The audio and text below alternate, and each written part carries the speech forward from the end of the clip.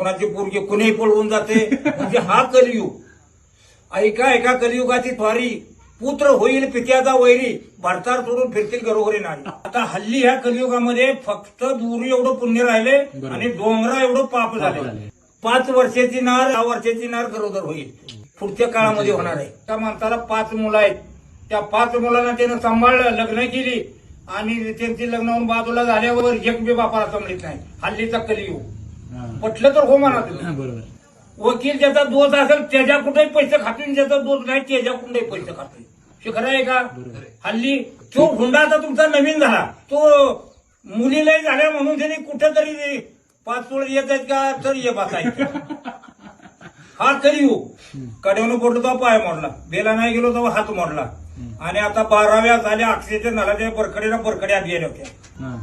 तरी सुद्धा मी असताना असा तसाच आहे अजून खणखणी.